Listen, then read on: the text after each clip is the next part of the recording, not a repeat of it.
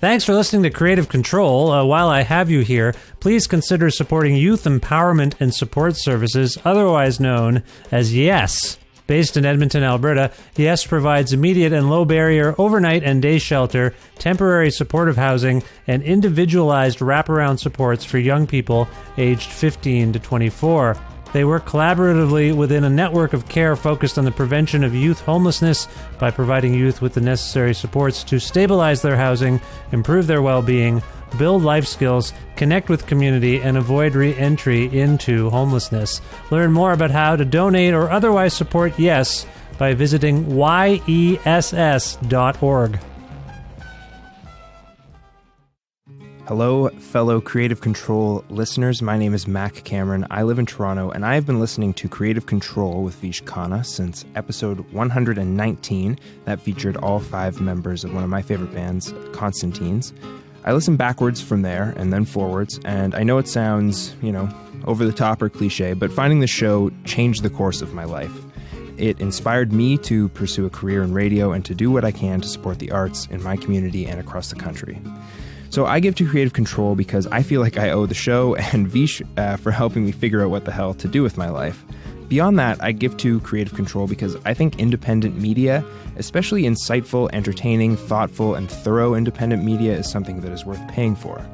What I appreciate about Creative Control is Vish's ability to treat Canadian artists, or any artists for that matter, with the seriousness and appreciation he would any other artist. His excellent rapport with people like Steve Albini and the members of Fugazi and Stephen Malcolmus and others have earned him international appreciation. However, it's his trove of interviews with what I consider to be the most exciting generation of Canadian musicians, conducted out of genuine passion and interest, that makes this show so special. I think it is an archive of some really exciting music that is way, way underreported on and appreciated. That's why I contribute to Creative Control with Vish Khanna, and I hope you will do the same. To make your flexible monthly donation to Creative Control, please visit patreon.com/Creative Control today. I'm Vish's wife, and I will love him no matter what you do. And now he has me on the record saying that.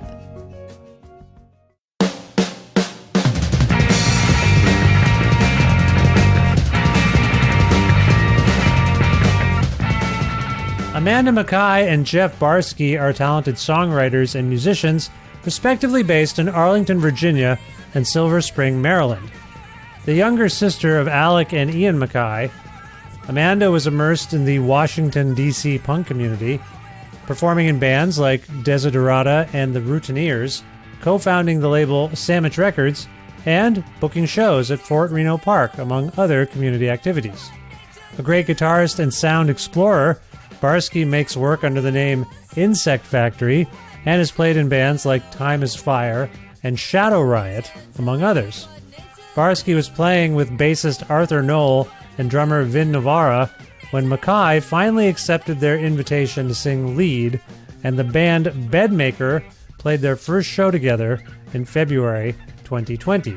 Their self-titled debut LP was released by Discord Records on May 31st, 2024, and not long after that, Amanda and Jeff joined me for a talk about things like the good and weird things about living where they do now, how DIY culture has impacted the value of craftsmanship, actual community and internet information sharing, poetry and animal cruelty, imposter syndrome, and great singers like Johnny Rotten, Amy Taylor, and Steve Albini, among others, future plans, and much more.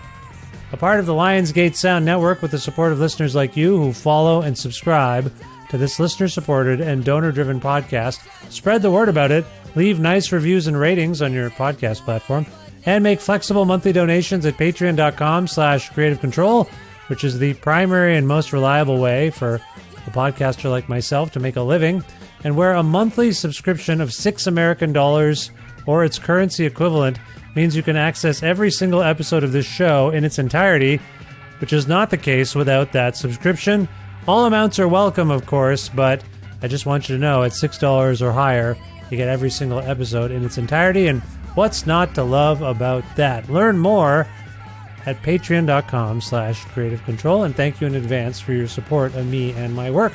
Plus, in-kind support from independent businesses like Pizza Trocadero, The Bookshelf, and Planet Bean Coffee, respectively, in Guelph, Ontario, and Granddad's Donuts in Hamilton, Ontario.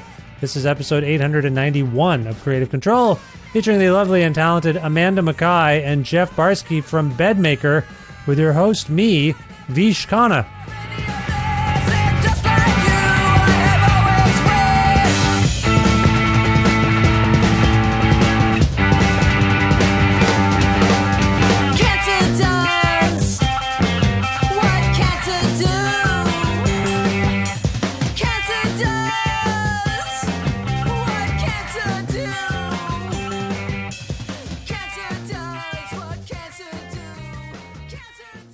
Hi, Amanda. How's it going? It's going well, Vish. Thank you for having me. Oh, of course. It's lovely to have you on the show. Where in the world are you today? I am sitting in what we like to call the music room of my house. Because of the angle I'm sitting, you can't see our extensive record collection, which is typically behind me. But it's a nice space where it's cold. I do see some records, and not to give too much away, I also saw some Hot Wheels cars hanging on the wall beside you. Am I accurate? Yes, my husband is a serious collector, and I'm a fanatic for Mustangs. So every Hot Wheels Mustang comes to me. So I have, the Kiss car is not a Mustang. It's because it's Kiss. But yeah, this is just some of my Mustangs. There's a lot more. Do you have an affinity for a particular vintage of Mustang? Mid-60s. Yeah, those are nice looking, I will say. Yes. Every once in a while you'll see someone driving one around and you're like, oh my God, it's like a sculpture driving around, like a work of art somehow. Yeah. And I like a hard top, not a convertible. Right. And have you ever owned one? No. My brother Alec, when I was younger, I talked about buying a Mustang because that was what I really wanted. And he said, old cars, you need to learn how to fix them. Yeah. So that was sort of the end of my desire to own one. And curiously, his youngest daughter just got her driver's license, and what she wanted to get like some old like Fairlane or something. And he was like, I would love it, except we're going to have to work on it all the time. She ended up with a very sensible Volvo. Oh, I do regret. I only took one semester of auto shop in high school. And then I subsequently, in between my two university degrees, I worked for a car rental place. So you had to do a little bit of, I was a car jockey, as we were called. And so you'd change the oil and you do some fluid checkups. But that was the most sort of engine-oriented, nothing. Like, that's not a big deal. I'm not saying it's a big deal. But it did make me think, like, I wish I knew how to fix a car. Yeah. And so I kind of regret slacking off a bit in auto shop, and I wish I had I wish I had pursued those skills, you know? And give yourself a break, because yeah, cars now, you can't fix them. That's true. They're all computerized, right? Yes. Yeah, that's true. Yeah, you're right. So you'd have to get a whole other degree. Yeah, you're right. You're absolutely correct. All right. Well, there's nothing I can do about myself. I'm just who I am. And did you say where in the world your music room? I'm in Arlington, Virginia. Oh, lovely. Nice. How are things going in Arlington generally? Is it hot? I keep hearing it's very hot all the time. Well, I hear that too. Having grown up in Washington, D.C., I don't know. I don't know what hot is. DC is hot, right? DC gets hot. Yeah. Yeah, but it feels normal. Yeah. Okay. Well, it's lovely to meet you and have you on the show. Thanks for being here. Also, Jeff, how are you? Hi, Vish. I'm doing well. Thank you. Oh, that's lovely to hear. Where in the world are you? I am in Silver Spring, Maryland, in the downtown, overlooking the metro station in my apartment. Oh, cool. For some reason, I thought you were also a DC person. How long have you been in Maryland? I was born in Silver Spring, and I've lived here most of my life, except for about 10 years that I was up in New England. But I've been back here now again for 25 years. I'm really just about 4 city blocks away from the DC line. 4 city blocks. So from the DC line. Oh, from the DC line. 10 minute walk. Okay. 20-minute cool. crawl. Nice. So you grew up, going to like DC shows and stuff like that? Absolutely. Yeah. Silver Spring, DC. University of Maryland is about 20 minutes from here. There were a lot of shows there when I was younger. Okay. Yeah. Cool. And is Silver Spring a nice place to live? I mean, it must be. You've been there most of your life. I love it. It's very ethnically, racially diverse. Food from pretty much anywhere you could imagine. Silver Spring's a very important part of my identity as a person. Yeah. The good and the bad. Yeah. It seems to me, at least in this case, you two tend to hang out and live close to where you came up. And I find that, I always think that's interesting. Some people, I've had a few conversations of late. Who was it most recently? Oh, yeah, Ted Leo. Ted Leo did a thing where he lives now, after living in a few different places, he lives now where he grew up. And I know life circumstances sometimes, that's what we talked about. Like, your parents are getting older, you're having children. Sometimes people move closer to their parents to both take care of them and their children. So life can dictate where you end up living. Jeff, did you move back to Maryland for any particular reason? I lived in Boston in the early 2000s, and I wanted to just experience the universe for a younger 20-something. And then when my sister started having kids, I just wanted to be close to family. Yeah. So it's family stuff. Yeah, family stuff. I don't have kids of my own other than the several hundred over time that I've taught 4th and 5th grade too. But, being in the community where I teach is important to me too. I'll run into students and families in downtown Silver Spring or on cycling rides, that kind of thing. Yeah. Yeah. No, that's cool. I was worried where you were going with, I don't have children of my own except for the several hundred. I didn't know where that was going to, I'm like, what? How is that possible? I tell them they're my babies. I don't have kids, but they are my kids. Maybe next time, Jeff, start by saying, as a teacher. As a teacher, I feel like I have had several hundred children. I'm not Will Chamberlain or something. Man, that was, okay. Yeah. Maybe. You never know. I guess this was not meant to be an intervention about your paternity. Everything's fine. You're doing fine. That's good. That's good. Amanda, sort of similar question. You've stuck pretty close to home, it seems to me. Yeah, I've actually never lived further than, I think we calculated 6 or 9 miles from any family member. Well, not exactly. My sister, Susanna, moved to California so long ago. She's from California. Yeah. But yeah, no, I've always stayed, within spitting distance of DC and my family. Reasons are probably obvious, but that's in some ways that's perfectly reasonable, but it's not the case for everyone. Do you have a sense for yourself of why that was important to you? Well, it's definitely a big part of my identity. My mom was very proud of the fact that, I'm a 5th generation native Washingtonian, and she was just really proud of us being a DC clan. So it seeped into me, and I just have never, I didn't go away to college. So, I've just always been here, and I've always been working on something while I'm here. And there's just never been a time where I was like, man, there's nothing here for me. I got to go somewhere else and try to find it. I'm not opposed. As a teenager, I was like, fuck no, I'll never leave DC. But that's a long time ago, and there's a lot of world out there. Yeah. And I think as people move into different times of their life, they crave different things. And I do find myself more and more craving a place that is kinder, slower. I don't know. Oh, then Arlington? Yeah. Arlington's, it's pretty bureaucratic for being a suburb, but there's just a lot.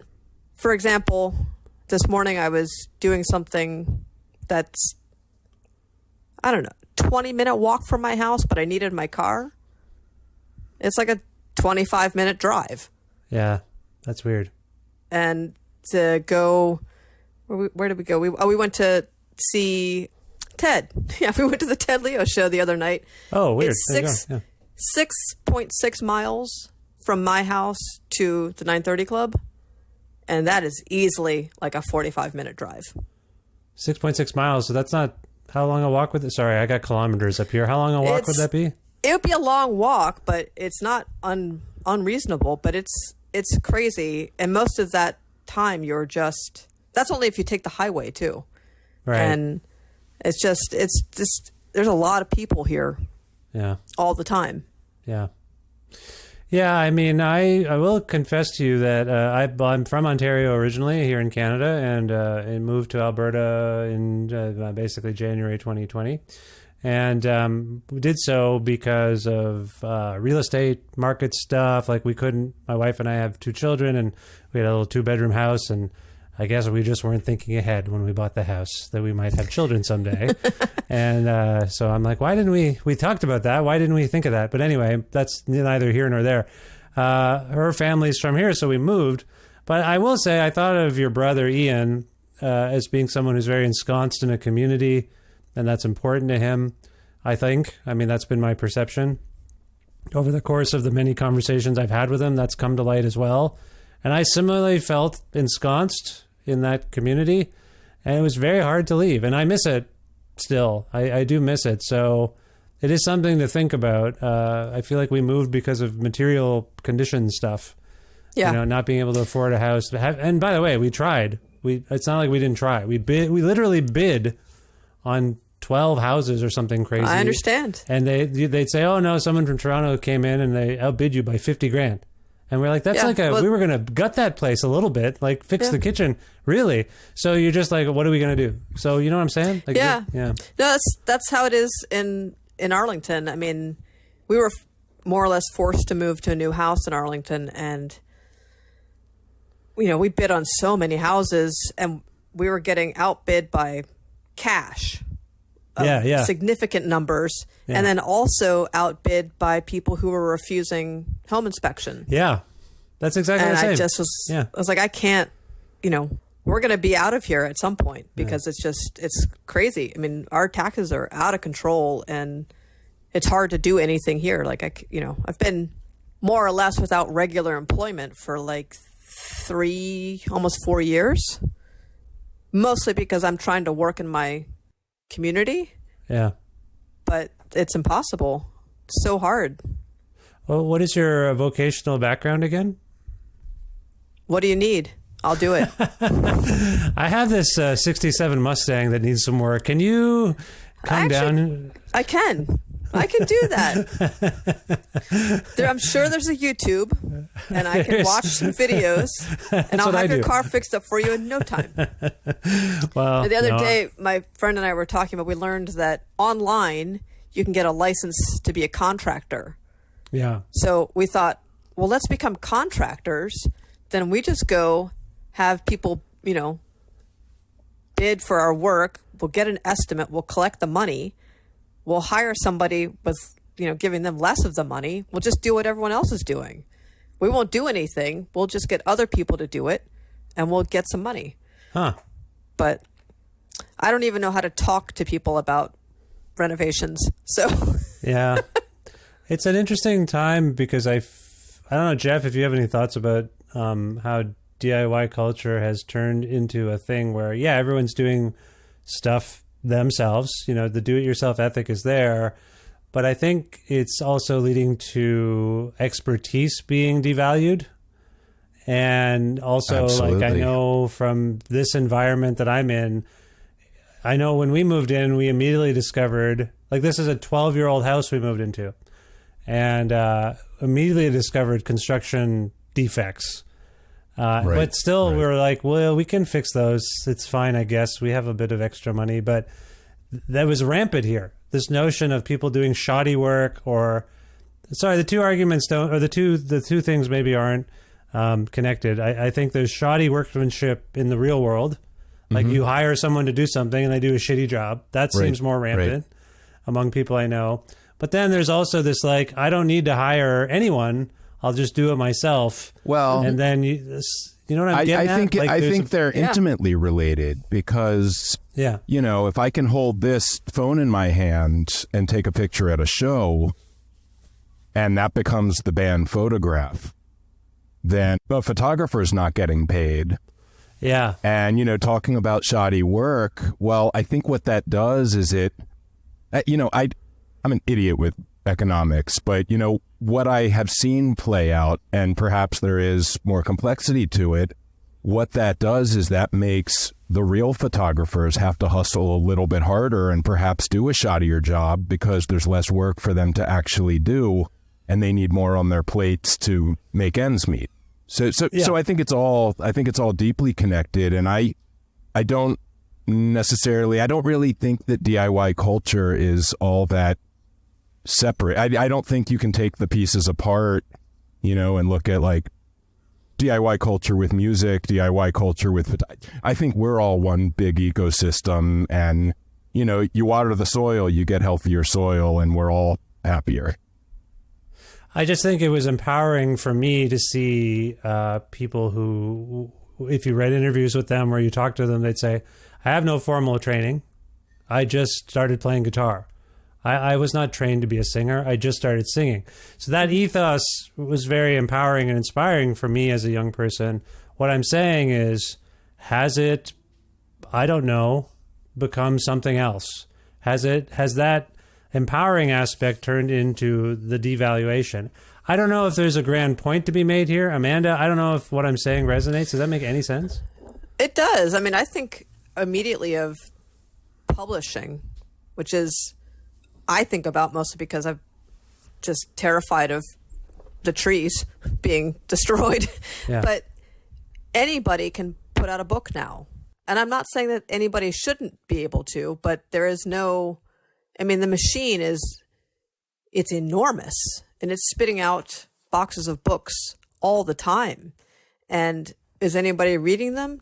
Where do they go? Who, you know, what's happening? Yeah. And the same could be said for records.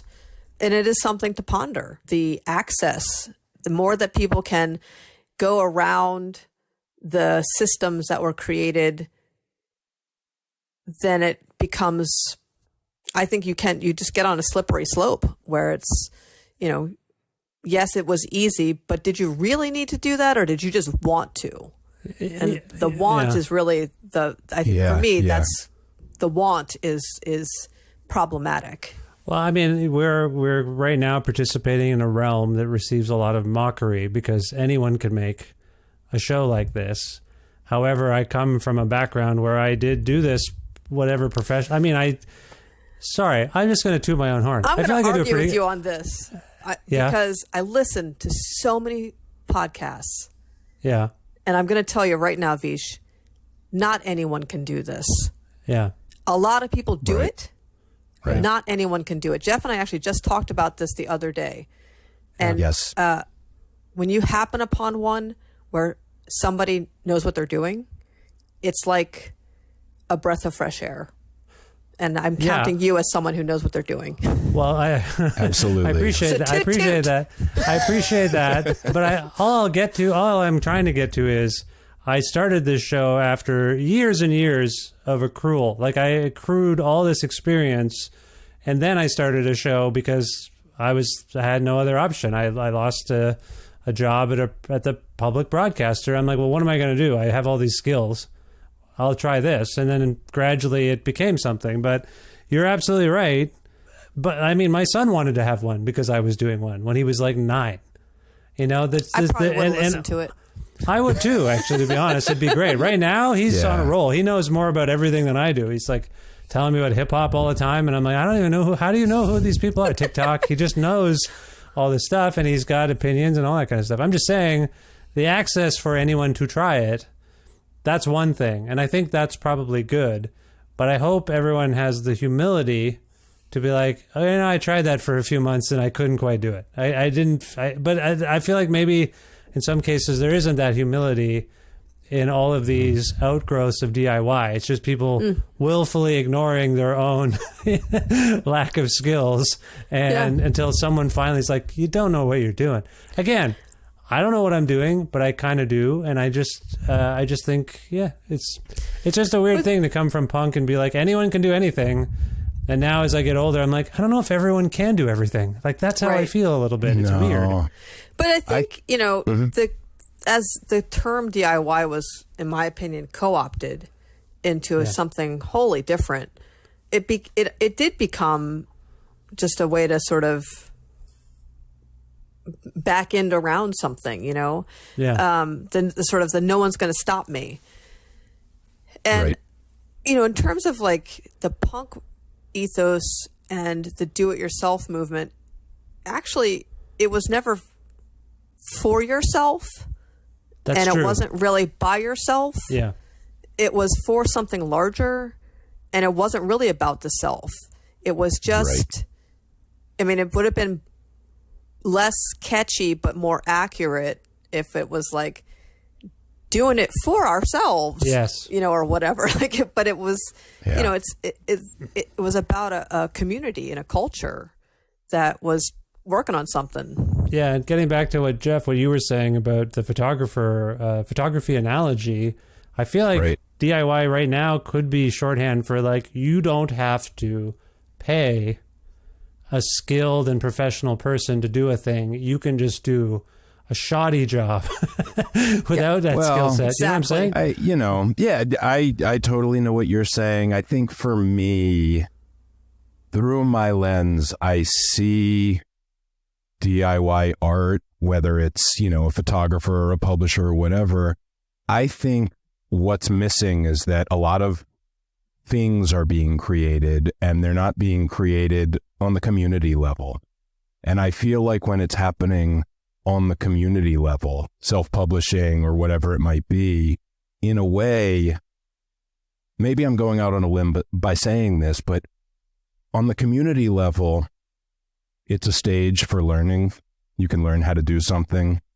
When you put something out and it's nationally published and you have all these machines in place, but you don't have a connection, that same deep connection to community, like maybe that's not why it was created. Yeah. Maybe that's not what motivated it. Then I think it's just creating shit. It's creating extra stuff. Yeah, and I think as we're speaking, it's not even a debate. There's just a real analysis of AI and our general internet usage being something that has more of a crippling ecological impact than I think we thought. Like, I think for some reason, pollution is always thought to be a tangible thing, that you have to see a landfill that's not being dealt with.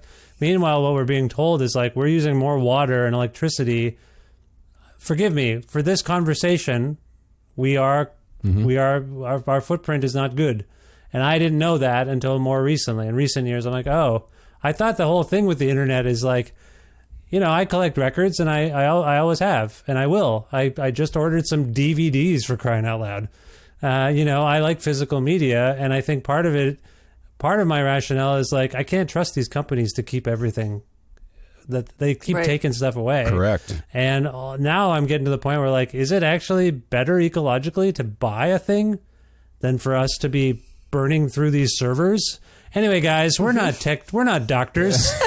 I don't know how to resolve this, but as I was thinking of talking to you guys and, the DIY ethic, I don't know. This just sort of happened. So forgive me if I've imposed upon you. Amanda, did you have anything you wanted to add to anything we were just saying? Nothing other than I actually do think about this topic a lot. Yeah. Because especially the sort of the cost of bytes. Yeah. There is no such thing as the web. I mean, it's not. It's a real thing. Infinite. It's real. Yeah. It's not just open space. It's not. Yeah. There are boundaries to it, and there's a cost involved. Yeah. And the people who are providing the service have been very clever in hiding the impact on the world that more and more storage does. Yeah. Right. And people aren't aware of like the floating server islands and things like that are keeping the internet so that you can just keep making more and more things that go into the quote ether. Yeah. I think the web is like I look at it like a highway. And, you know, it can be used for so many... like an information superhighway? Like an information superhighway, right? And it's unsurprising that, you know, commerce is what polluted that highway. Yeah. Yeah, there is this... Yeah, that's true. The punks among us and maybe the whatever... I don't know. It's funny. We use all these structures that are built for us, and we think... This is getting depressing now, because I do think you can affect real change, but I do think, like, yeah, you're working within the parameters of something some mega corporation or a tech guy built, and their motivation is money. And our motivations are generally not that. We're just trying to create community and have conversations and dialogue and hopefully affect positive change. And what usually seems to happen these days is you use a thing for about a year, and then more and more information about the people behind it comes out. And you're like, oh my God, they're all assholes. They don't care about this. We think we're doing this righteous thing, and we are on some level in a very real way, in real life. Like, I do think all of, like, the stuff we're doing right now, it's going to hopefully translate into people going to bedmaker shows or gathering and picking up this great record and all these sorts of things. So anyway, I again, I don't want to get too depressing. I think we make things and do things with good intentions and hope. But if you really dial into how we're doing it, we are part of the problem. Like, we are contributing to the success of things that suck. And that's the hard part. But I guess that has existed before the internet as well, you know? Anyway, I'm sorry. Yeah. No, I was going to say that, you know, it strikes me that, you know, in the early years of Facebook, there were doors that, you know, you had to join to participate. Right. And when events were started to be a piece of Facebook, people started moving their punk shows that they had booked to Facebook events. Yeah. Which then caused the people who voluntarily spent their time typing up monthly lists of shows and distributing it, they just stopped. And what the result was that people then were excluded from what was going on. Yeah. Because if you weren't on the internet and you weren't choosing to be friends, quote unquote, with someone, you weren't finding out about things. You had to, you know, everything became invite only. Yeah. And in a lot of ways, as someone who grew up in a super network of information about, you know, music and being musicians, I feel more disconnected than I ever have, even though supposedly everything's at my fingertips. Yeah. I was talking with someone the other night about Maximum Rock and Roll and how much I miss it. And I know I can look at things on the internet, but it's not the same. Yeah. But, you know, I loved finding out what was going on in Omaha. Yeah. You know, and the ability to find bands and, like, connect with people. And then they had the Book Your Own Life, which was amazing. Yeah, sure. Sometimes by the time you got to the contact, it was they weren't doing things anymore. But I would love to have that kind of publication again. Yeah. You know, going back to the idea that sometimes making a thing is better than having, you know, the possibility, you know. I mean, I would rather have a thing that had 100 names in it than the possibility of reaching 10,000, because I don't know how to find the 10,000. Yeah. Does DC or Arlington or Maryland, was there like an alt weekly or something that would house all that information? There was. Yeah. I mean, Arlington currently has no print newspaper. It has, and what is sending out the news is actually, it's not local. You can find their publication. I guess you publish onto the internet, but it's like anytime it's like half of the city name and now. So we are Arl Now. There's also Alex Now for Alexandria. Yeah, right.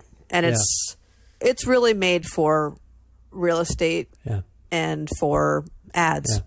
And then they sort of report the news, but it's also super clickbaity and very comment driven. People just look at it for the comments.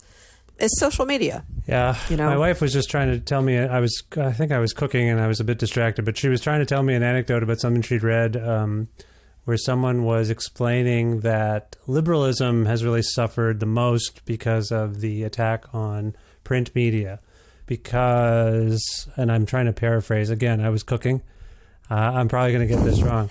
But she was saying that the person was arguing that because advertising has taken such a huge hit, and I hate advertising, I hate marketing. However, those advertising dollars used to be funneled into print media, which used to keep progressive people informed because they tended to pick up newspapers and magazines. And because there's no subsidies for those magazines and newspapers and whatnot, they're all shutting down. And that is a boon to conservatism because the less informed people are, the less knowledgeable they are, often the angrier they are, and often the more reactionary they are because they don't have full information. And it's just not something I'd considered as I would never be one to be like, I kind of miss ads. But but it was a really salient point that I half heard as I was preparing some pasta for my family. And I don't know, Jeff, do you have any thoughts on that notion of like the money is now not there to keep us informed, even though the money was from fucking Mercedes or somebody, I guess. We aren't being informed. Some of us aren't as informed or feel as informed because now it's just this maw of the internet.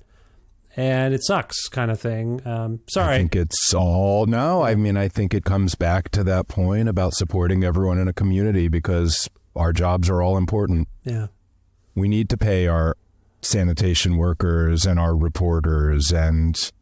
But I think in this day of people seeking ease over quality, I think we've shut a lot of people out. And you know, it's not like, oops, this is a surprising outcome. It's a very predictable outcome, and we live as we choose. Yeah. And I don't want that. I don't like that. I'm not comfortable with that, but I have to fully acknowledge I'm a part of that too. Yeah. I want to segue out of this, well, sort of out of this, into a discussion about your great band. I'm sorry we've gone on this tangential path here, but I guess in a reductive way, perhaps. Amanda, is anything we've covered rather so far, is that the kind of stuff that might inspire lyrics? Do you have a sense of where... I know I want to talk about the formation of this band and your entry point into it because I find it interesting. I understand there was reticence from your part to even participate in a band at this point, but can you talk about... if anything we've been talking about sort of... Is that the kind of thing that might spur you to write a song? Like what's going on in the world? Yeah, definitely. Okay. Yeah, and it's interesting. Like my approach to lyrics. So I don't play an instrument. Well, I don't play an instrument well. I do play piano a little bit, and I own more guitars than I should since I can't play them very well. I'm the same. I have like 5 guitars and I'm still like, I kind of can play them and I'm trying to play them and I'm getting, during the pandemic, I've gotten better and I know how things work more. That's funny. I'm the same. Yeah. I will say, by the way, your interest in Mustangs and my earlier description of them as sculptures, I kind of think of guitars as kind of arty. Oh, yeah. Like works of art. Like, so some of them I have, and I can play, but not great. I couldn't front a bit. Well, maybe I could. What am I saying? You could. I'm primarily a drummer, is what I'm going to say, and then guitar has just been something You're a multi-instrumentalist. Don't say that. Yes, own it. Okay, own fine. It. Anyway, I didn't mean to interrupt you, but I just want to say, like, maybe you're drawn. Maybe you collect guitars as much for how they aesthetically please you as your interest in playing them. Does that make sense? That is very true. Yeah. So many people have the great fortune to be able to, conceive of a melody on an instrument and write a vocal melody that goes along with it. And typically that will assist you in creating lyrics. I am a big fan of poetry, and I have been writing since I was very young. And so I write a lot. And every once in a while, stars align, and what I've written actually matches the emotional tone of a body of music. And there's a way to discover a vocal melody. And so it's a little bit backwards. Mm-hmm. I don't like to say it's more difficult because I actually have no idea how the other side works. I just know that mostly people, they're able to work with an instrument. Yeah. And I have to really listen to the whole piece and sort of zero in on where some of the instruments are coming together and to go like, got it. Yeah. And a lot of times I don't know what I'm going to add to it lyrically. I write about all kinds of things. Some appear to be about me, but really it's about someone else because I don't know how to. I don't know if it's I don't know how to. I often don't want to spend time trying to discover words that don't sound like they're me, to sort of, there is a concern, not with me as much, but just in writing in general to be careful about always talking from I.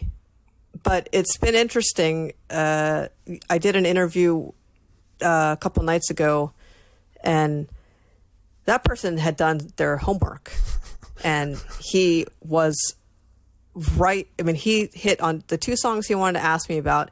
He picked up right away, and I was surprised because I thought that I was like, no one's going to ever understand this. But I'll tell, for one of them, the Ballad of Tokatai, he said, I got it all wrong. And I thought, well, this one word, Tokatai, I don't know what that is, so I'm going to look it up. And he used the internet. And this was my hope, was that people were going to use the internet. Yeah. And so he said, so now I understand I'm listening to a whale. And I said, kind of, but yeah. I mean, it's a little bit about me, but it's also from a whale's perspective. It was written before I knew about Tokatai, but I don't know what it was written for. It was just something that popped into my head. And then when I read about Tokatai, I thought, oh, apparently I was writing about Tokatai before I ever knew about him. So, so just so people understand, the core of the song is you say, the narrative voice conveys, I never asked for any of this. And just like you, I've always wished nature does what nature do. And then later you say, cancer does what cancer do. And it's a pretty minimal set of lyrics. There's not a lot of them. Mm-hmm. And you're saying, can you just elaborate upon the whale part of this? So back in the 70s, an orca was removed from its natural environment by man, literally men this time, and put in a truck and driven to a seaquarium of some type or sort. It was a baby. And I encourage you and anyone who's listening to this to look up the article in the Washington Post because it is going to break your heart. And it's very, very, very well written, which interestingly I learned, and I'll get back to the story, but I learned after I wrote the song and after the song was released that the article was written by the wife of Chris Richards from Q and Not You. Oh, wow. It's a small world. It is. So anyway, Tokatai was then put into what I think people would understand as a form of slavery, forced to perform and forced to live in a fishbowl. But at the beginning, when on the truck, when it's being driven on land to fake saline water, the person who's riding with Tokatai was a biologist.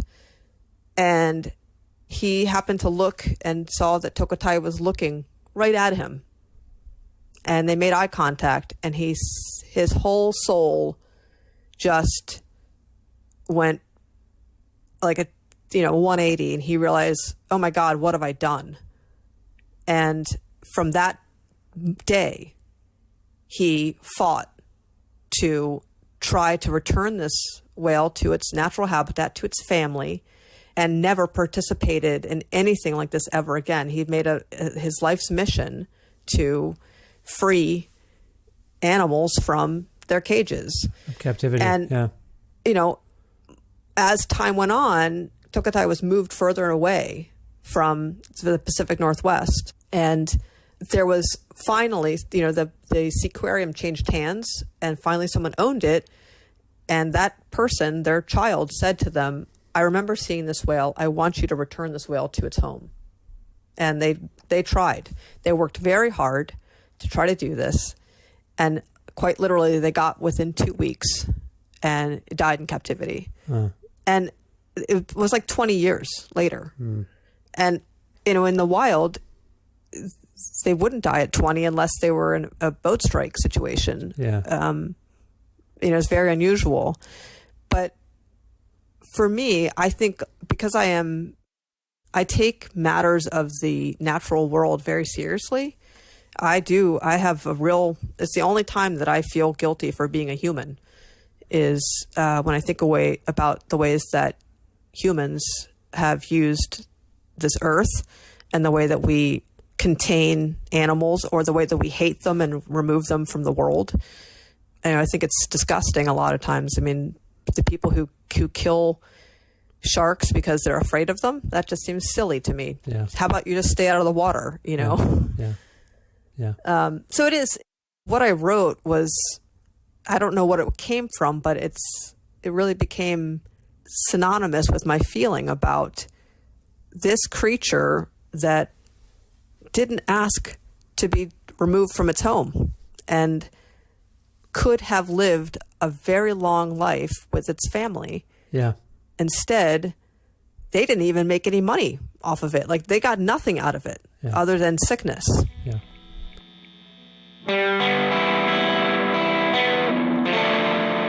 I interrupt this episode of my own show for a brief thank you for hearing my call to support me and my work on Patreon. We have seen a lot of growth in Patreon support over the last little while, which is amazing because that's my primary source of income these days. And I love doing this job that I invented for myself a whole lot. Creative Control is a listener-supported podcast. Do podcasters receive any streaming royalties from podcast platforms? No, not any. Does podcast advertising pay the bills? Not for a show at this scale, no. Do all podcasters get paid by companies for their work like some celebrities do? No, most of us do not. We do this work to support our communities and because we love it.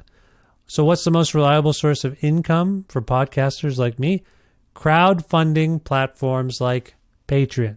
So if you love Creative Control with Vish Khanna and want to see it continue, please see the notes in this episode. Click on the link that takes you to my Patreon and its different donation tiers with various incentives and benefits, and support me and my work today. Thank you again so much.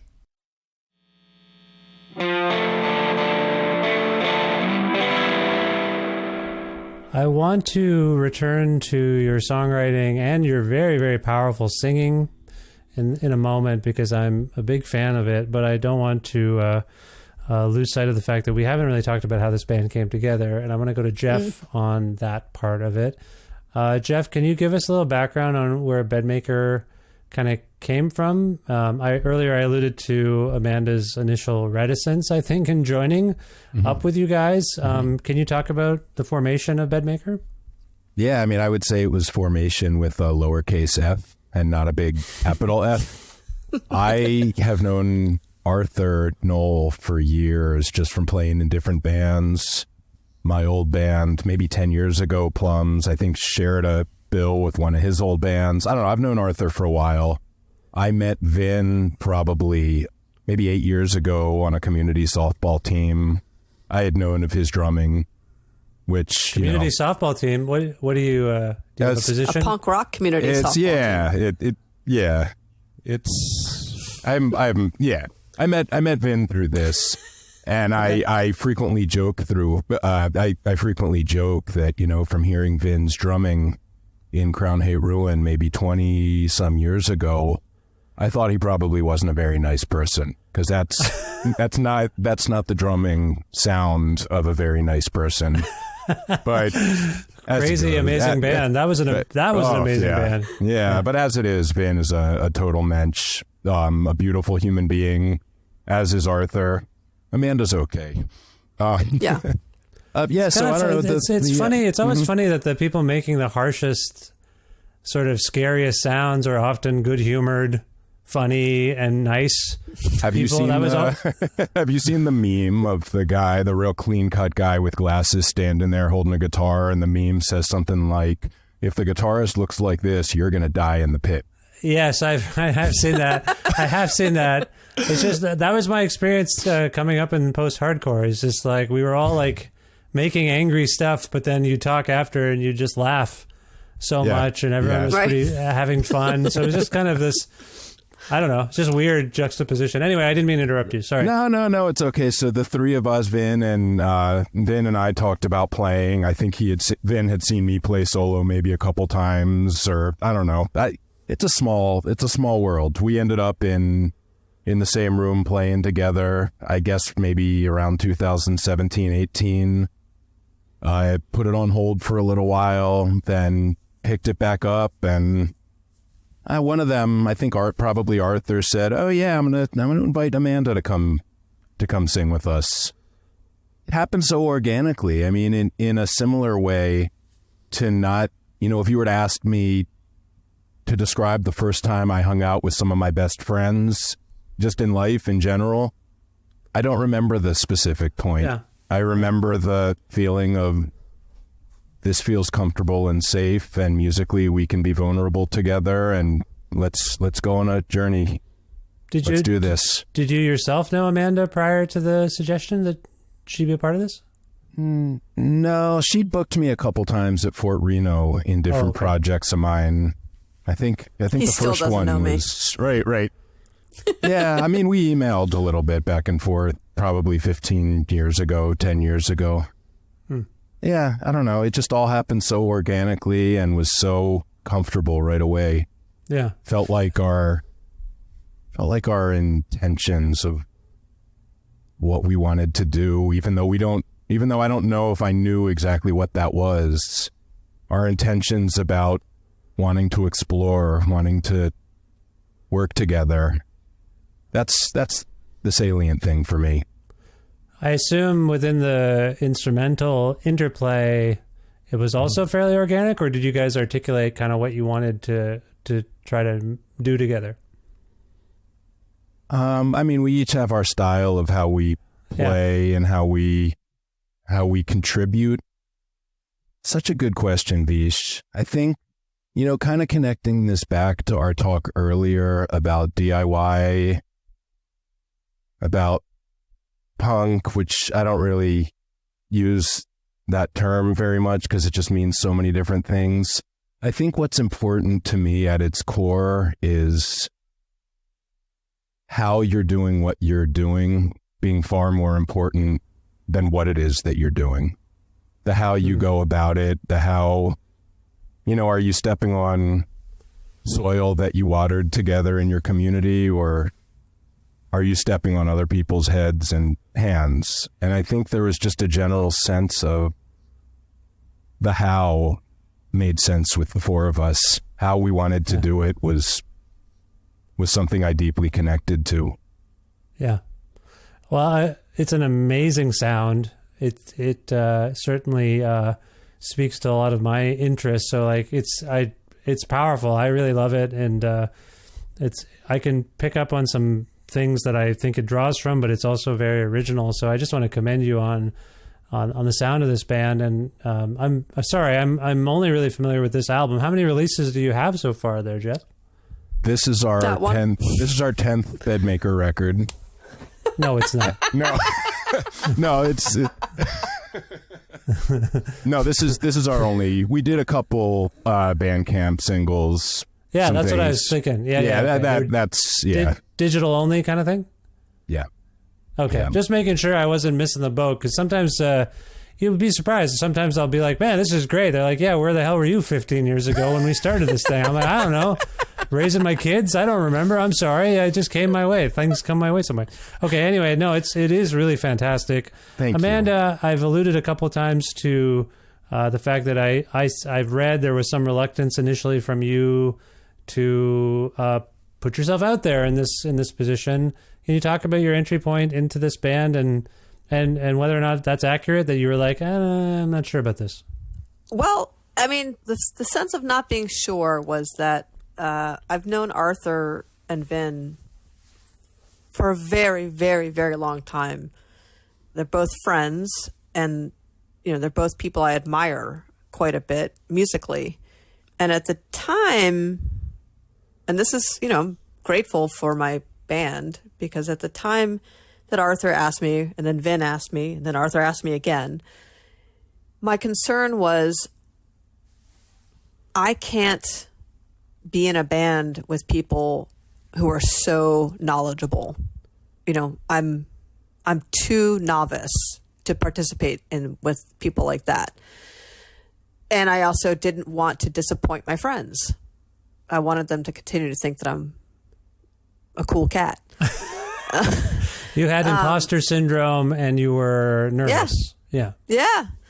And so, and I hadn't been in a band for quite a while at that point. And that was on purpose, because I really wanted to think long and hard about why I do this, why I play in bands, and be more intentional about it.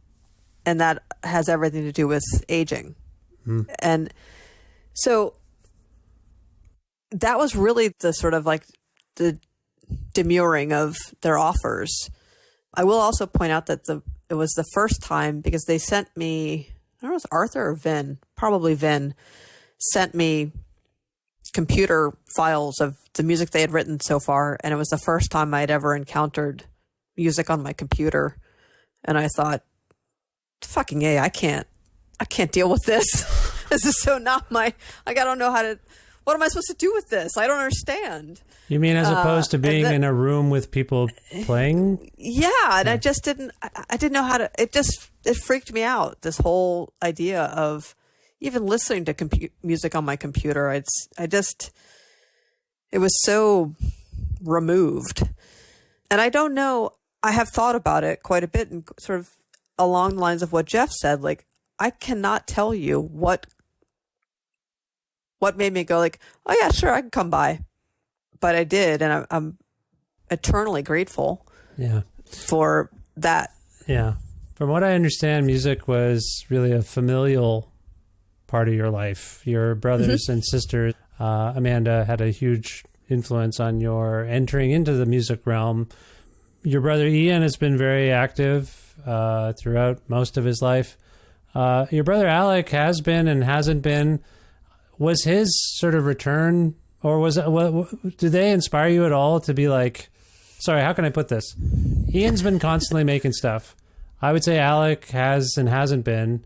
Alec was on this show to talk about hammered hulls. And I got the sense that he also felt this sense of rejuvenation. It wasn't nostalgia. It was like, I get to do this again, and we're doing it, and it's really fun, and it's really good. Like, it makes me feel good. Did his entry point in particular, forgive me if this is a stupid question, but did his entry point in particular, as someone sort of taking a break from it and coming back, did that influence you or inspire you in any particular way? I don't know. I really can't. It's possible, but I don't remember. Yeah. I don't remember thinking that way. Am I accurate? Like, he was away from doing that, and then he came back. Sort of. Maybe. Well, I don't know. I mean, I guess for me, I feel like nobody's ever away from it. Right. Right. It might be just a long time between shows, but because I feel like it's in your DNA, and you might be taking a sabbatical or something, but it's still churning, Absolutely. Yeah. The words are churning, the melodies are churning, the feelings are churning. It's still there. So I don't know. Like, I never felt like Alec was away from it. Okay. You just said you were it had been a while since you'd been in a band.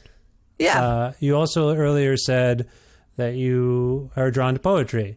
Is that a constant part of your practice prior to being in Bedmaker was writing? Oh, yeah. No, I write all the time. Yeah. Okay. So that's why, I mean, Jeff, definitely check me if I'm wrong, but I feel like if not the first practice, definitely the second one was when We just put words to one of the pieces you guys had written? I think so. I don't totally remember, which is maybe not the best answer for an interview.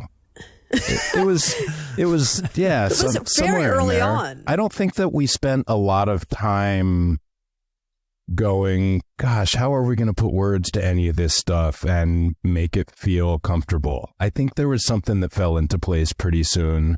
I don't remember what song or... Yeah. It was song A, if you remember that one. Oh, yeah.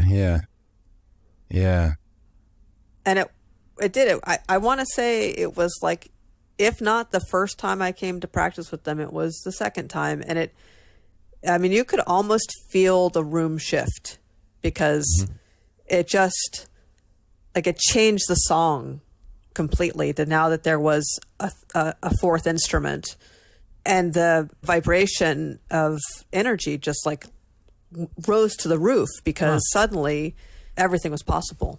Yeah. Yes. There was not this sense of like, what are we doing here? Oh, this is what we're doing here. Yeah. Yeah. I think that the energy of the music matched the energy of the people and the intent that we had together. Yeah. And that felt like a very congruent sort of representation of what we were looking for.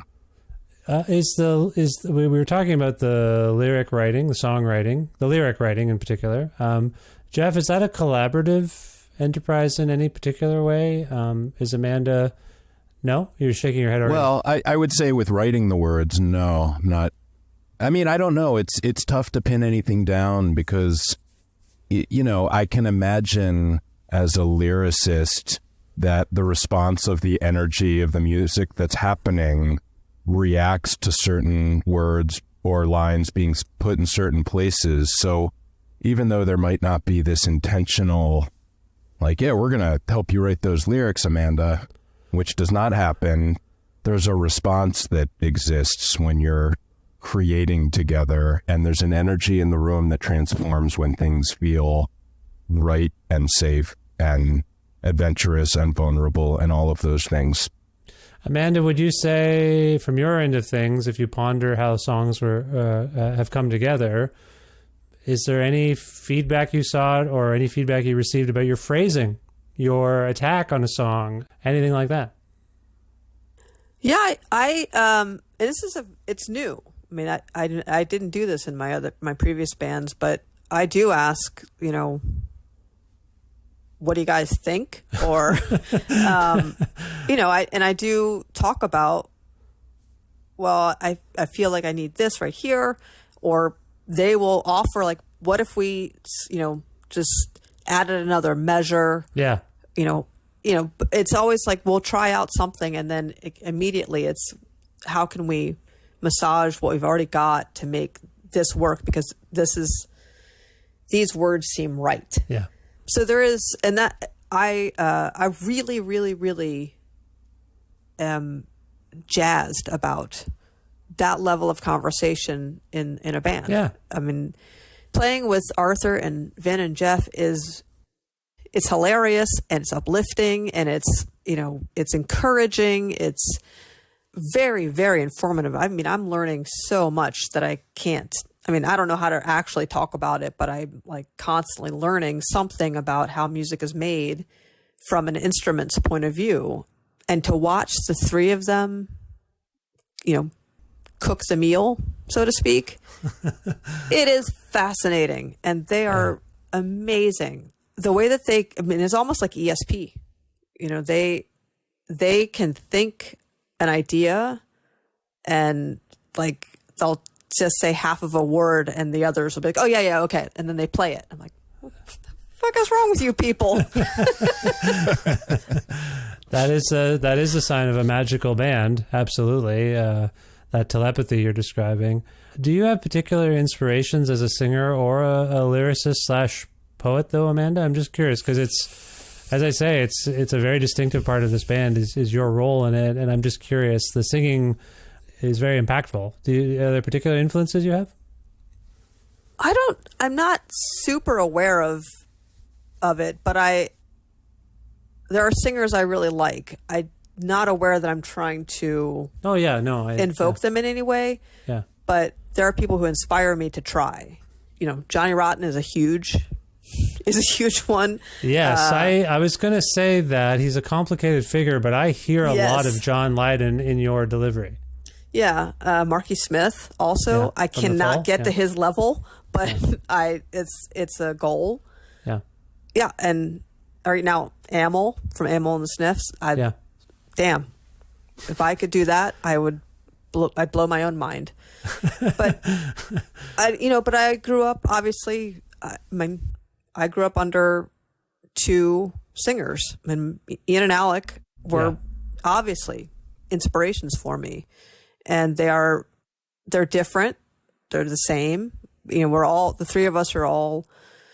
There's similarities, but we're different. And in terms of writing, I've never even thought about that, actually. I don't believe I think I was more inspired by the concept of poetry. It pains me when people say that they hate poetry, they can't even read it. It's just words. It's, No, but it is the way you deliver. Like in Candy Striper's Confession, when you say, I am her animal, she takes me everywhere, that animal... That's one of the things I thought about with Johnny Rotten or John Lydon. Just the way the phrasing works. And then there's an economy. Like some songs here are densely written, but a number of them are, like I say, like fairly, well, not a number of them. There's a few just like abrupt, almost like I always liken it to Iggy Pop's writing in the Stooges, where he's just said just the economy of language, like very minimal stuff. No fun, my babe, no fun. Yes. Like and it's in your head forever. And it's not. It's like it's almost nothing, and yet it's so impactful. So I see a bit of that. Right. I see both density in your work and also that minimalism. So it sounds to me like, I know Jeff doesn't like the term punk. We've already established that. But no, I'm just kidding. I feel like I don't use it, but yeah. Anyway, but I feel like you're drawing from the wellspring and history of great punk writers and singers, Amanda. That's where I'm coming from. Oh, for sure. Yeah, for sure. Yeah. Okay. Well, I mean, like I say, it's a remarkable thing. My only sadness here is I hope more people find out about this record. There's no real press or media anymore. It's just me out there trying to spread the word about things. And you got a big job on your shoulders. Doing my best to make up for all these flailing I'm expecting a lot of likes out companies. of this. Yeah, there'll be some likes. I hope so. No, it is really fantastic. So I want to commend you on it. Thank you. I want to give you both an opportunity to say anything more about Bedmaker or this record that we haven't gotten to. I know this is a broad general question, but I've been asking it of late, and it's been interesting because as much as we cover stuff, people are like, yeah, there is one thing that everyone's either getting wrong or I'm surprised no one's noticed. So I'm going to put this out there. Jeff, is there anything you want to convey about this record or the band that we haven't got to yet? Wow, what a big question. I know it's both been interesting, but I think rightly people are like, how in the fuck am I supposed to answer that question? But I just wonder, like sometimes it's just correcting the record, or everyone keeps saying this, and it's not that, that kind of. If there's not that, that's fine. I just want to give you the floor is open, Jeff. That's all I'm saying. Wow. Well, I don't know. I would say that, a band is a name of a thing that is constantly moving. Mm-hmm. It is kind of a description of time. And I think that the way time has changed my own perception of living, of playing music, from 2019-ish when we started writing this stuff. And, COVID certainly shifted a lot, and perhaps even more importantly, COVID ripped a lot of Band-Aids off of approaches to living and how we saw each other and how we thought about time. A band is a name of it's a description of moving time. Yeah.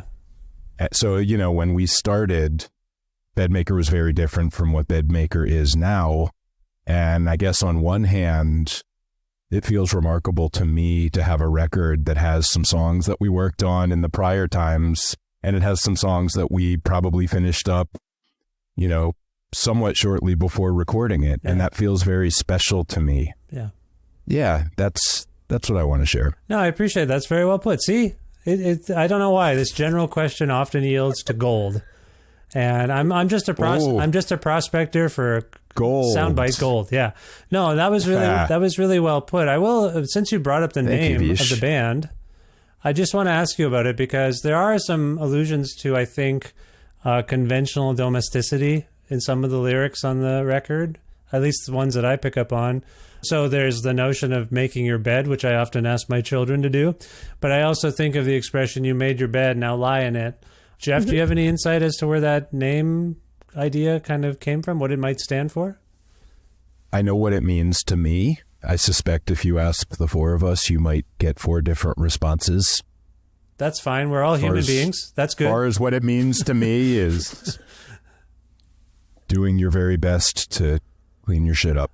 Oh, okay. So it's, and maybe there's not a, I don't mean that in a derogatory, taking care of your things. You are a part of this world / community. You are a part of here right now at this moment in time.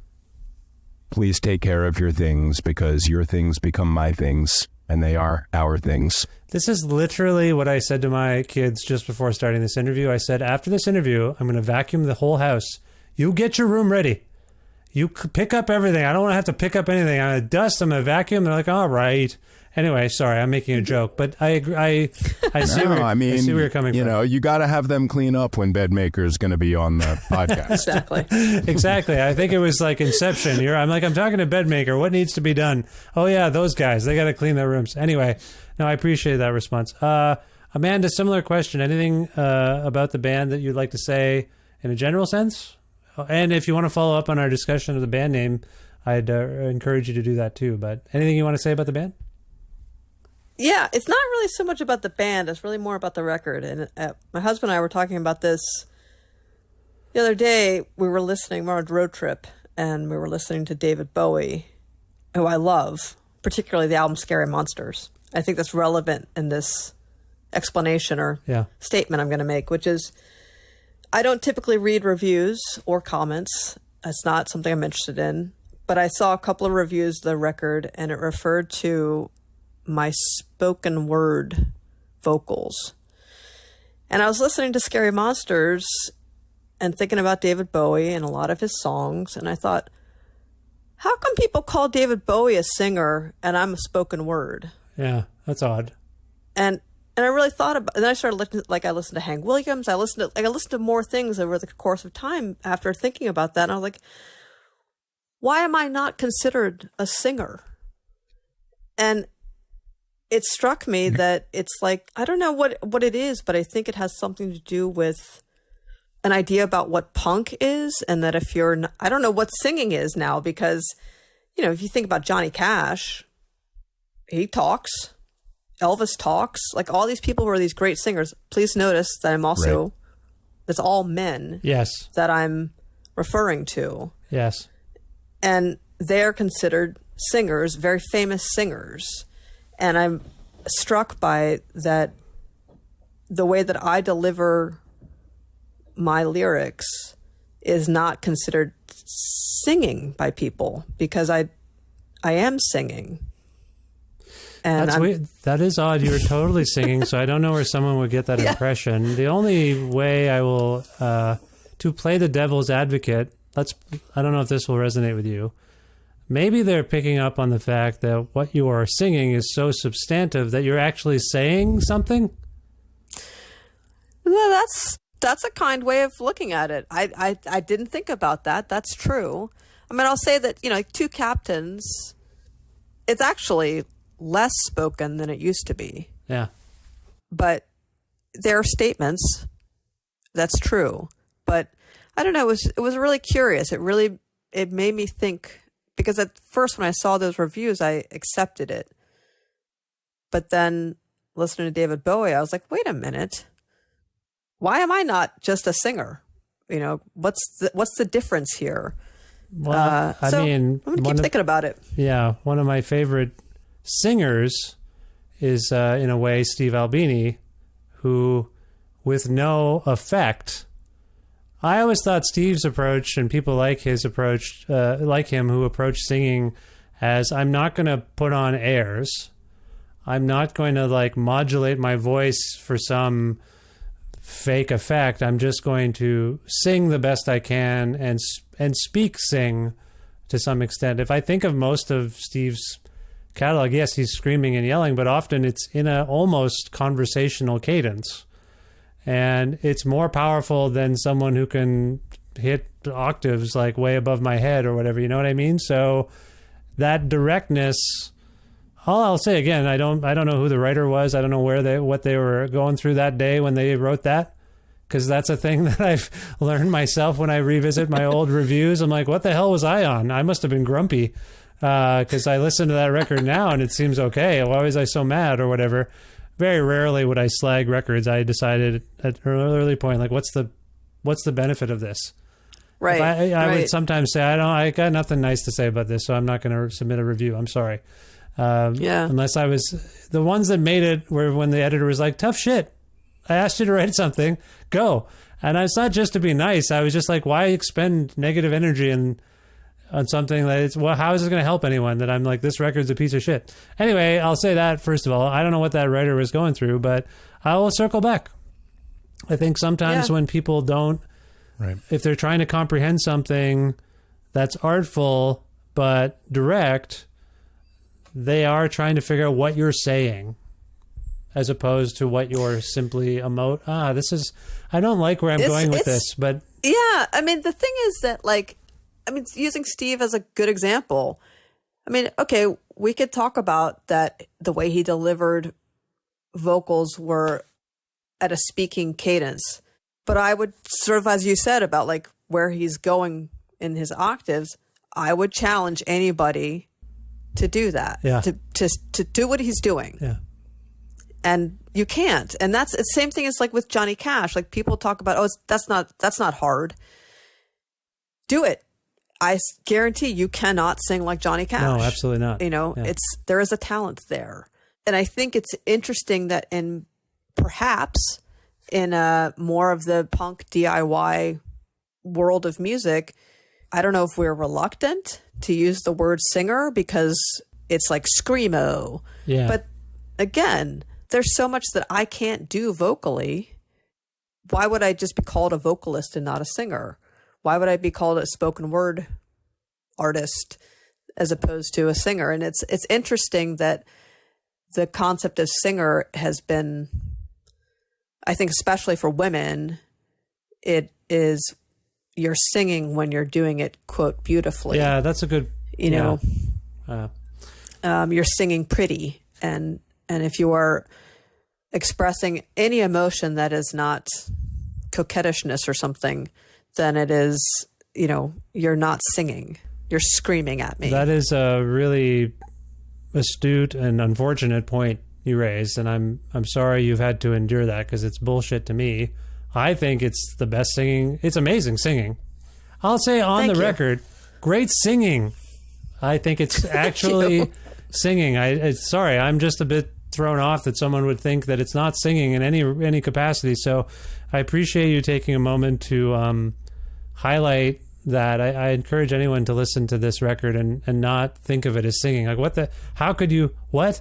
I'm sorry, it's completely singing. So anyway, I appreciate it. Jeff, in terms of what's coming up next for Bedmaker, any future plans or plans of your own and other endeavors, can you give us a little sense of what's coming up? With Bedmaker, we have some shows booked towards the end of the summer, and we're still carving our path as we go, which is what really feels the best. There's so many cities I want to play. There's so many places that exist between the cities and between those places. And, I love going to the smaller area. I don't know. I want to meet people. I want to bring Bedmaker to them. Yeah. I want to play here in the community. I love our shows at home. I assume you need to get some shows under your belt before the school year starts? I play during the school year. We went to Chicago during the school year. We attempted to go to Chicago in January and got stuck in some bad weather. Oh. No, I can take some time. I don't like taking time off from school, but I find that Bedmaker, I'm the youngest in the band, and everybody has different sorts of commitments with families and whatnot. And I find that we all find ways that are deeply compassionate for each other to get out of town. Yeah. Okay, cool. If people want to learn more about Bedmaker, keep track of comings and goings, Jeff, where would you direct them? Ooh, where would I direct them? Come to a Bedmaker show. The Discord site, maybe? I would say our Instagram, I think, is probably the most regularly updated. Yeah. It's all, so there's the Instagram site, Bedmaker DC, and then there's also the Discord site, and that would be the main places that shows would be listed. Yeah. And the best ways to communicate with us. Okay. Sounds good. Right. And Jeff, if people want to kind of follow you, if you want them to, where would you like to direct them? They can find my solo music, Insect Factory, up at Bandcamp. I have a new band, Shadow Riot, which has some stuff up on Bandcamp. We're playing our second show tonight. Oh, cool. And thank you to Jerry Busher for lending me his recorder for this podcast. He plays drums. The singer in that band is Kamyar Arsani, who sang in Time is Fire, and Doug Birdsell plays bass. It's the rhythm section from an old band called Fidelity Jones. Oh, yeah. And Beefeater. Beefeater. Oh, Beefeater. Yeah. Oh, cool. Yeah. There's a lot of, I'd consider myself a freelancer. That's where people can find me. Okay. I'm not very hidden. Well, good luck with that show. That sounds fun. Second show is... Thank you, Vish. All the rust might... Well, no, you'll shake it off a little bit if there's any. No, that's good. Not rust, nerves. Yeah. Yeah. I mean, all of it. Sure. Yeah.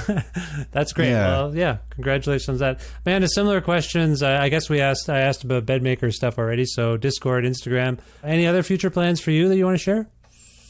Well, in my spare time, I do a free concert series in DC called Fort Reno Concert Series, and we're opening on July 8th. Oh, great. And that'll take me through the month of July, and then we'll see what happens next. Nice. Any sense of who's playing that you can share at this point, or is it yet to be revealed? No, the schedule's public, but in my brain right now, I cannot remember. There's like 24 bands or something. Oh, cool. So, okay, great. and I don't want to single out one. Okay. If I can't remember them all. Where can people go to learn more about that schedule? FortReno.com, spelled out FortReno.com. I always regret not traveling down to see Fugazi play. At least those photos from those events are always. Sean Scala and a bunch of people have taken some great photos at those events, and they always look really cool. So. It's a really special, very special thing. Oh, well, lovely. That's great. And you've commandeered that from the beginning, kind of thing? I've been doing it for almost 20 years now. Was someone doing it before you? It's been running since 1968. Oh, cool. Okay, good. Well, that's great. That's awesome. Sorry, I wasn't sure. I only really know it, like I say, from it those, only became sort of into the punk world in the 90s. I see. Okay. Prior to that, it was a little bit. Originally, it was sort of quasi-governmental, like government programming. So it was just sort of concerts. Right. And then in the 90s, it became about the DC music scene. It was heavy on the punk. And then I sort of have tried to just open it up as what it serves best as, is an incubator for new music in Washington area. Yeah. Like most places, there's just it's hard for new music entities to get going. Many places want you to have an audience already, and you can't get an audience if you can't play. Yeah, exactly. So, yeah. Well, I commend you on that. If people want to keep tabs on you in some way, would you want them to follow you? I'm on Instagram. I'm Anna MacKaye. Pretty easy. Okay. Well, I'll link to some of these things, as I tend to do, so people can click on those and find you all. Okay. So now I'd like to go out on a song from this Bedmaker record, if we can. if that's a cool idea. It seems like a cool idea to you guys. So we have a bit of a situation here. We have two people. So I'm going to ask one of you to pick the song. And then the other one... Just ask Jeff.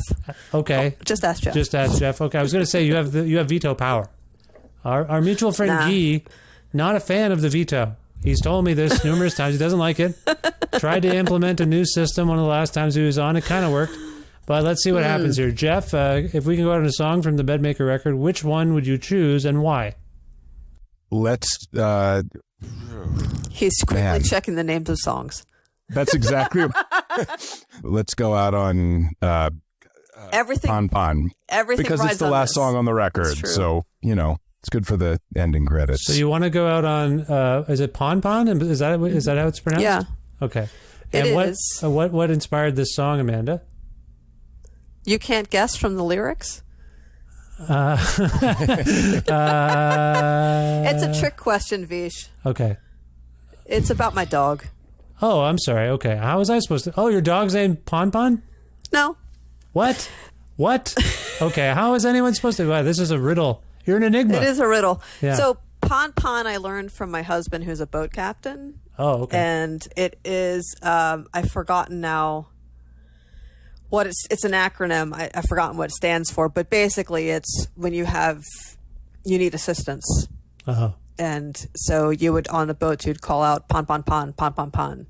And so my dog, one of my dogs, Gypsy, she doesn't do it anymore because she's quite elderly now, but she's a patroller.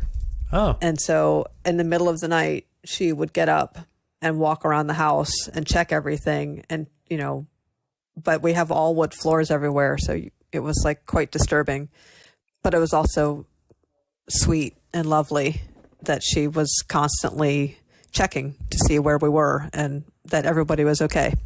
Oh, well, that's lovely. Okay. Yeah, she's a sweet girl.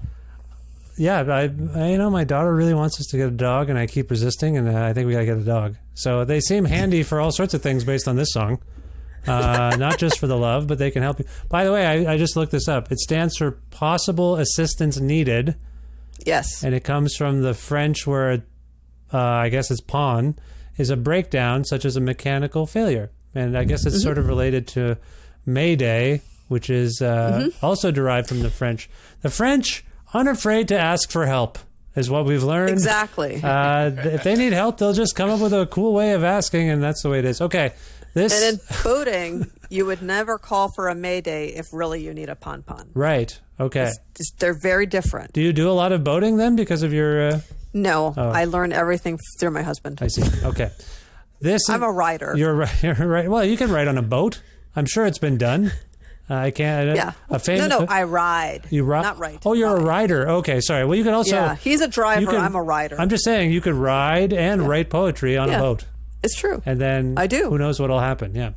Anyway, sorry, I ended this awkwardly. This is Pon Pon from the wonderful new self-titled album by the great band Bedmaker. Jeff, Amanda, thank you so much for making any time for me at all. It really means a lot, and I appreciate this conversation, and I hope I get to see you guys somewhere down the line, and otherwise, best of luck in the future. We could come to your town. Come to Edmonton. Where should we play? Yeah, come to Edmonton. Where should we play? There's the Starlight. Well, I don't know. I got to figure it out. Let's take this All offline right. and get back to us we'll on figure that. it out. Yeah.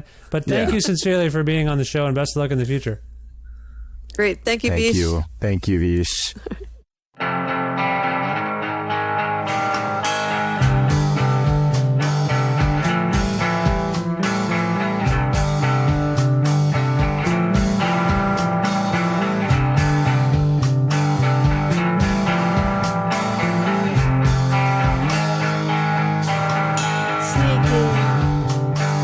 She's not sleeping, she's creeping.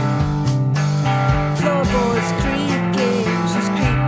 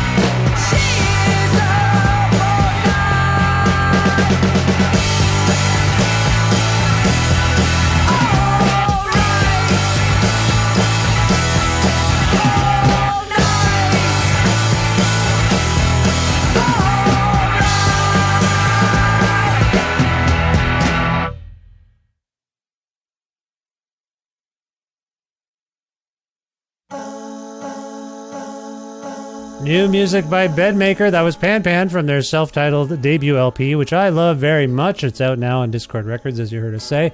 Special thanks to Amanda and Jeff for appearing on this, the 891st episode of Creative Control, which is part of the Lionsgate Sound Network and is available wherever you get your podcasts. If you can't find an episode you're looking for, or if you want to learn more about me and sign up for my monthly newsletter, please visit vishkhanna.com, although I'm not tending to the newsletter as much because I have a weekly newsletter on the Patreon page. I'll tell you more about that in a second. Otherwise, you can click on the hyperlink text that says follow Vish online to follow me on various online things. And yeah, I was talking about it already. You can visit patreon.com/creative control to make a flexible monthly donation to keep me and the show going. This is my primary source of income, and everything was going well. I just got back from a brief trip away, and I noticed it went down a little bit, and I'm like, actually it went down a significant amount. Did I do something wrong? You know, sometimes you come back from something and your Patreon's down, and you're like, did I say the wrong thing on an episode? I don't think so. No one said anything. But anyway, I needed to go back up. $6 or more a month with a monthly subscription of $6 American or its currency equivalent a month gets you access to every single episode of this show, sometimes even some exclusive content. And there's other benefits as you go up the tiers. $10, you get all that stuff, plus you get access to the monthly prize pack draws we're doing. We have a nice one, as I'm speaking to you, coming up in August of 2024, courtesy of Discord Records. And there's other perks too. Again, I don't know if you're out there, Angel, Guardian Angel, but if you're out there and you like donating to, arts organizations or something, and you can afford to do so, like large amount per month, man, that would ease my mind. You know, maybe you or someone you know is that person. Please, any amount is welcome, of course, but I just wanted to tell you about the $6 or more, and then also I'm talking to you, $1,000 a month donor, if you can swing it. Anyway, who wouldn't want that, doing what I do? Learn more about how to support me and my work at patreon.com/creative control. Thank you so much. Also want to thank independent businesses like Pizza Trocadero, The Bookshelf, and Planet Bean Coffee in Guelph, Ontario, and Granddad's Donuts in Hamilton, Ontario, for their in-kind support for this show. Thanks as always to Jim Guthrie for giving me some music that I can use on the show. You can learn more about Jim at jimguthrie.org. And finally, thank you for listening to this episode with Bedmaker and checking out their wonderful new album, and for subscribing to this podcast or following it and leaving nice ratings and reviews. That helps if you do that on your pod platform, and tell your friends all about the show too. Spread the word in your community. All of that means a lot. Thank you so much for being you. I will talk to you soon. Bye for now.